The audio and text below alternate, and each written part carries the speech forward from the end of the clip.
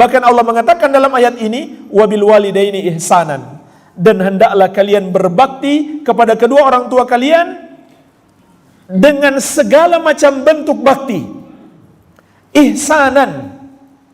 Ihsanan itu jamaah sekalian sebuah kalimat umum, sehingga kata para ulama mencakup segala macam bentuk perbuatan baik.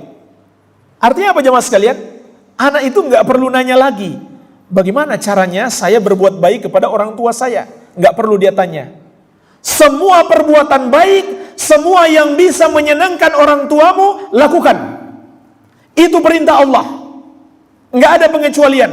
Apa saja yang bisa membuat orang tua kita senang kepada kita, kerjakan.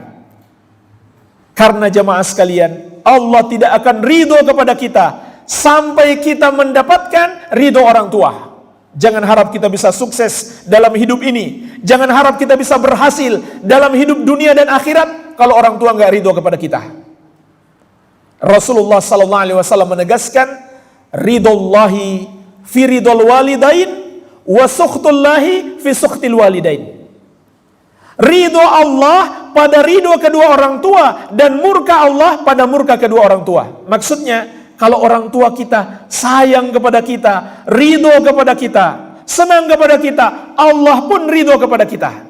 Tapi orang tua kita marah kepada kita gara-gara kita tidak berbakti, gara-gara kita tidak berusaha berbuat baik kepada orang tua kita, maka Allah pun marah kepada kita. Jamaah sekalian, jangan harap kita bisa sukses dalam karir kita, sukses dalam usaha kita, sukses dalam bisnis kita. Jangan harap. Kalau orang tua kita tidak ridho kepada kita, Allah pun tidak akan ridho. Apalagi sukses di akhirat. Allah murka, dosa yang sangat besar siapa yang durhaka pada kedua orang tuanya. Jadi jamaah sekalian, apapun yang bisa menyenangkan orang tua kita, lakukan. Termasuk apa saja yang orang tua suruh kepada kita, laksanakan. Dengan syarat. Apa syaratnya jemaah sekalian? 1, kita mampu melakukan. Orang tua menyuruh apapun kepada kita, jika kita mampu lakukan, lakukan. Tapi ada syarat yang kedua, ini yang lebih penting. Yaitu apa? Tidak mengandung dosa kepada Allah. Apapun perintah orang tua kita, selama itu tidak mengandung dosa kepada Allah, lakukan. Karena Allah menyuruh kita berbuat baik. Kalau sampai orang tua menyuruh kita melakukan sesuatu, kemudian kita tidak lakukan, dan orang tua kita marah kepada kita, Allah pun marah kepada kita. Tapi dengan syarat, itu bukan dosa. Jamaah sekalian, seandainya orang tua kita menyuruh kita berbuat dosa, maka kita nggak boleh taat. Siapapun itu, orang tua, pimpinan, kepala perusahaan, apapun, siapapun dia, nggak boleh taat. Kenapa? Allah lebih tinggi di atas segalanya. Masa kita taat kepada makhluk, takut kepada makhluk, takut kepada bos, takut kepada pelanggan, takut pelanggannya lari, tapi nggak takut kepada Allah. Subhanallah. Padahal Allah yang berikan semuanya kepada kita. Tidak ada satu nikmat pun kecuali pemberian Allah. Kita harus takut, jangan-jangan Allah gantikan nikmat itu berubah menjadi azab. Rasulullah SAW menegaskan, la ta'ata li makhlukin fi maksiatil khaliq. Tidak boleh taat kepada makhluk dalam bermaksiat kepada Allah sang pencipta. Dan jemaah sekalian, hakikatnya kalau orang tua kita nyuruh berbuat dosa, kemudian kita taati, itu sebenarnya durhaka. Kenapa? Karena kalau kita taati, orang tua kita akan menjadi berdosa. Orang tua nyuruh kita berbuat dosa, kita ikuti, maka orang tua kita dapat dosa. Berarti kita penyebab orang tua kita berbuat dosa, itulah durhaka. Menyebabkan orang tuanya berdosa, bahkan menyebabkan orang tuanya terjerumus dalam neraka. Kan itu durhaka namanya.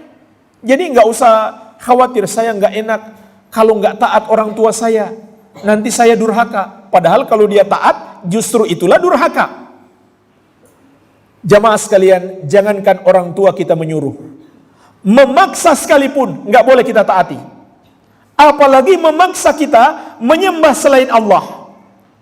Dalam surat Luqman ayat ke-15, Allah mengingatkan kita, wa in jahadaka ala an tusyrika bima laysa laka bihi ilmun fala tuti'huma.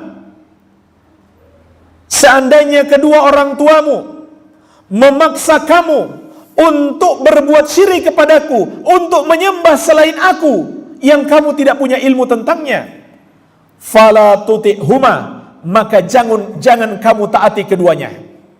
Ini jemaah sekalian, kalau sudah bicara iman, kalau sudah bicara tauhid, tidak ada toleransi, tidak ada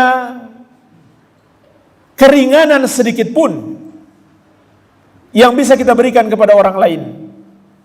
Kita harus berpegang teguh, kuat dengan tauhid, dengan keimanan. Jangan main-main, karena ini adalah kunci keselamatan kita dari azab Allah. Sampai-sampai Nabi SAW pernah berpesan, la tusyrik billah wa in kuttita wa hurrikta. Jangan kamu menyembah selain Allah, jangan kamu mempersekutukan Allah meskipun kamu dibunuh dengan cara dipenggal-penggal ataupun dibakar. Jadi walaupun kita dibunuh dengan disiksa dulu, dipotong-potong sedikit demi sedikit baru mati, atau dibakar hidup-hidup, jangan sekali-kali kita mempersekutukan Allah. Makanya Allah katakan, walaupun orang tuamu yang nyuruh, jangankan nyuruh, memaksa sekalipun jangan kamu taati. Jangan kamu taati. Tapi subhanallah jemaah sekalian, perhatikanlah lanjutan ayat dalam surat Luqman ayat ke-15 ini.